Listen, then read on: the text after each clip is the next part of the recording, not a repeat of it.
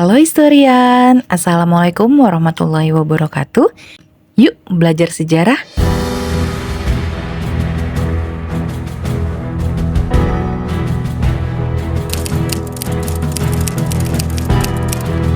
Saya mau tahu makanan apa yang historian suka?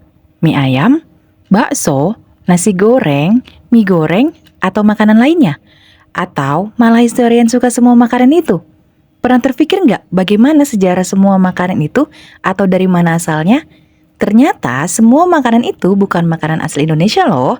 Mau tahu sejarah lengkap dari makanan-makanan itu? Yuk simak videonya sampai selesai.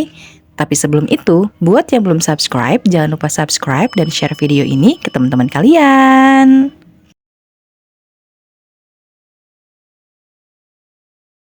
Sejarah nasi goreng ternyata cukup panjang dan menarik.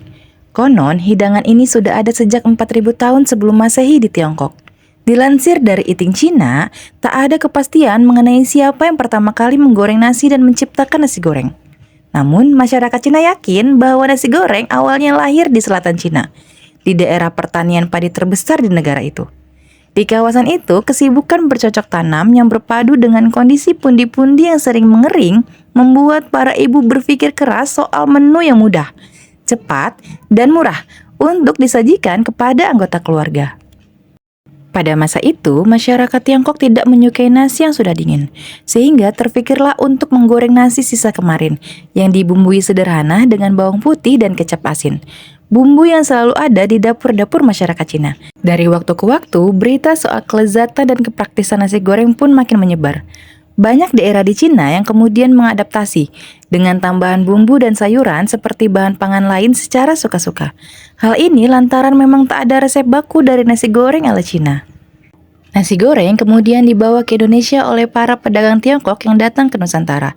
Hidangan ini kemudian beradaptasi dengan budaya dan bahan-bahan lokal di Indonesia. Penggunaan kecap manis misalnya menjadi ciri khas nasi goreng Indonesia yang membedakannya dari nasi goreng Tiongkok. Seiring waktu, nasi goreng menjadi semakin populer di Indonesia dan diolah dengan berbagai variasi. Setiap daerah di Indonesia memiliki resep nasi goreng khasnya sendiri, dengan bumbu dan bahan tambahan yang berbeda-beda.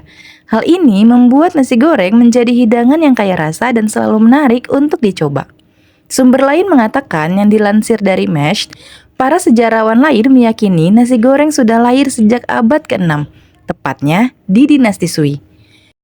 Nasi goreng dipercaya lahir di kota Yangzhou di sekitar tahun 589 sampai 618. Menjadi makanan cepat saji yang banyak dibikin oleh masyarakat di abad itu.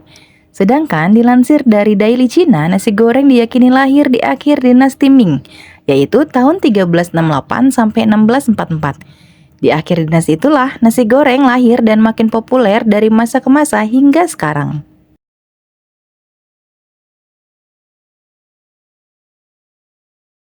Siapa yang tidak tahu bakso? Makanan satu ini bisa ditemui di mana saja, mulai dari yang dijajakan di pinggir jalan sampai yang dijual di mal besar. Bakso paling enak dimakan ketika musim hujan, apalagi jika kuah baksonya pedas. Pasti akan semakin menambah selera.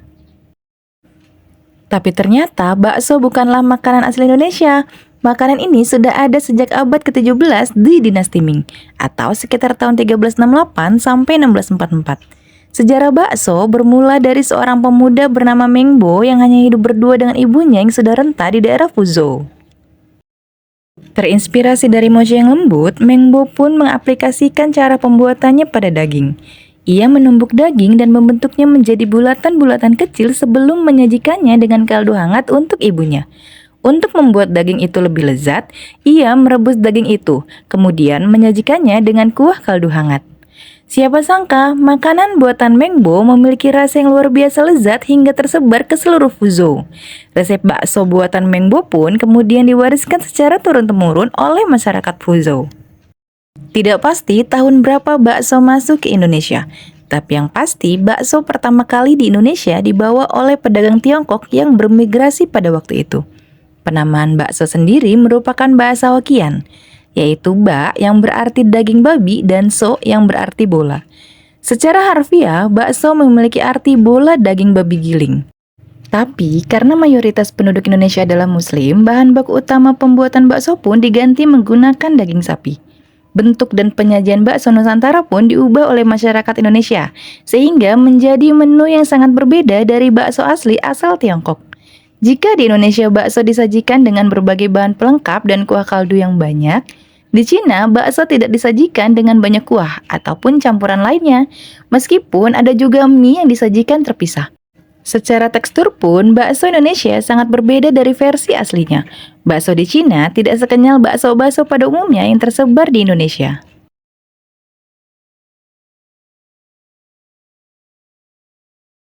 Tahu berasal dari Tiongkok. Kata tahu adalah serapan dari bahasa Hokkien, tauhu, yang berarti kedelai terfermentasi. Ketika masuk Indonesia, pengucapan tauhu beradaptasi dengan lidah lokal yang akhirnya penyebutannya berubah menjadi tahu.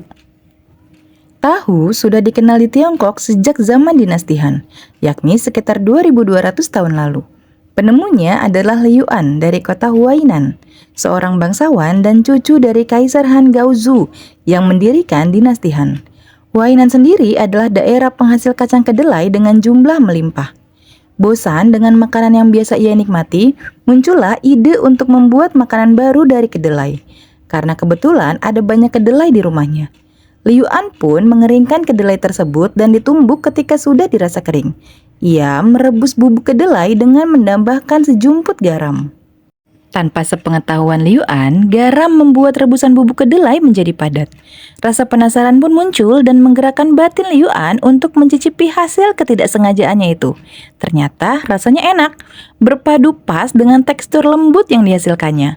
Liu An pun memberi nama tauhu pada masakan temuannya itu. Tao yang berarti kedelai dan hu berarti hancur menjadi bubur. Ada pendapat berbeda yang mengungkapkan bahwa tahu dibuat oleh orang-orang Cina kuno dengan mengentalkan susu kedelai. Teknik mengentalkan susu sendiri sebagai teknik yang ditiru dari teknik menyimpan susu orang India dan Mongol dengan mengentalkan susu. Perjalanan tahu menyebar melalui perdagangan lintas negara, dan pada abad ke-10 tahu tiba di Indonesia dibawa oleh kaum Tionghoa.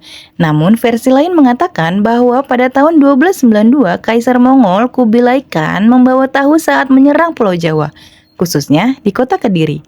Berbeda dengan Jepang, versi tahu yang dikenal di Jepang merupakan tahu sutra. Tekstur tahu ini tentunya lebih lunak dan kurang tahan lama dengan pengolahan lebih lanjut, sehingga biasanya dikonsumsi dalam keadaan mentah. Dilansir dari laman National Today, tahu di Jepang telah ada sejak 900 Masehi. Makanan ini sebagai alternatif yang dijangkau bagi orang-orang yang tidak mampu membeli daging. Teknik produksi tahu meningkat pada abad ke-8 Masehi. Selama periode Nara, orang Jepang mengadopsi tahu dan menemukan teknik untuk membuatnya lebih keras dan lezat. Tahu semakin populer di Jepang pada tahun 1803. Tahu semakin mudah diperoleh berbagai kalangan. Jadi tidak hanya orang kaya yang bisa membeli. Meski demikian, tahu secara umum dibawa oleh para perantau Cina ke seluruh penjuru dunia. Hingga akhirnya tahu menyebar ke Asia Timur, Asia Tenggara, dan ke seluruh dunia.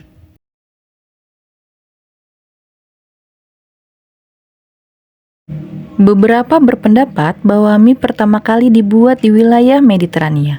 Sementara yang lain mengklaim bahwa teknologi pertama untuk menciptakan mie dikembangkan di Timur Tengah. Namun, catatan tertulis tertua mengenai mie berasal dari dinasti Han Timur sekitar tahun 200 sebelum Masehi. Dan pada tahun 2005, arkeolog menemukan mie tertua di dunia di Cina. Mie tersebut berusia sekitar 4.000 tahun. Jadi, bukti yang ada sekarang menunjukkan bahwa penduduk Cina kuno juga menjadi salah satu bangsa pertama yang menghasilkan mie. Meskipun masih ada pertanyaan, apakah bangsa Cina memperoleh teknologi mie dari Timur Tengah? Masih menjadi bahan perdebatan. 4.000 tahun yang lalu, beberapa bencana besar menyapu kota Lajia di Sungai Kuning dengan kecepatan dan kekuatan yang dahsyat.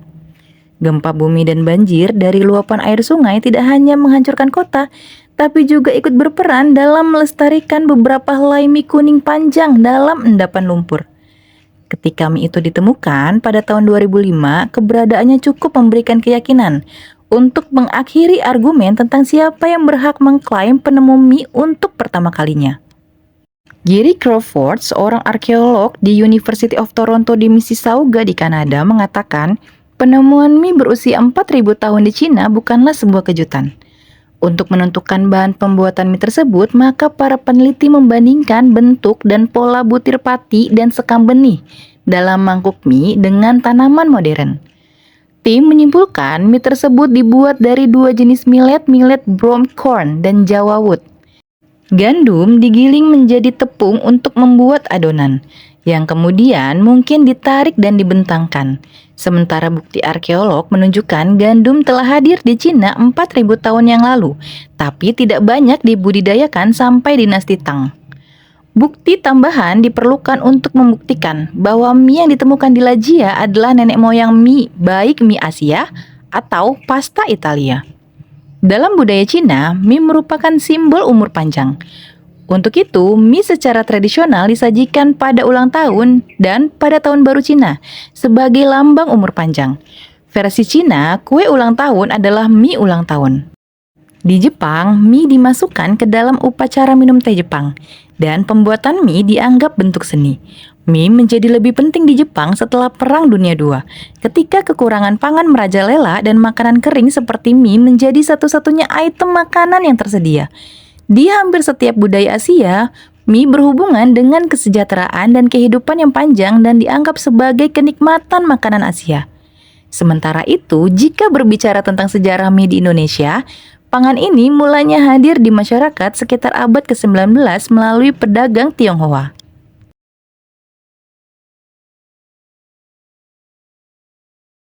Dari namanya saja, kita sudah dapat menebak ya, kalau capcay itu berasal dari Cina. Dalam bahasa Hokkien, cap artinya 10 dan cai artinya sayuran. Dilansir dari RRI, capcay sudah ada sejak masa dinasti Qing di Cina. Saat itu, aneka sayuran dimasak bersama dengan jeroan sebagai makanan sehat bagi warga setempat. Namun, sumber lain menyebutkan capcay merupakan olahan makanan sisa yang dibuat oleh koki kerajaan, di mana pada masa itu raja tidak mau makan makanan sisa. Namun, daripada dibuang, koki berinisiatif mencampurkan aneka sayuran itu menjadi masakan baru. Lambat laun, capcay pun dipandang sebagai makanan murahan karena dibuat dari bahan-bahan sisa. Capcay tidak dianggap sebagai masakan. Kemungkinan besar capcay dibawa dari daerah Fujian, wilayah menetapnya orang-orang Hokkien. Dalam perkembangannya, orang-orang Hokkien inilah yang dominan secara jumlah dari etnis Tionghoa di Indonesia. Selanjutnya, capcay dikenal di Indonesia oleh imigran.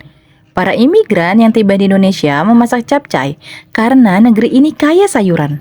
Selain itu, bagi imigran, daging di Indonesia masih terlalu mahal. Ada pula versi lain dari penamaan capcay, yaitu istilah capcay dibentuk oleh kata za yang berarti campuran dan cai yang berarti sayuran dalam bahasa Mandarin.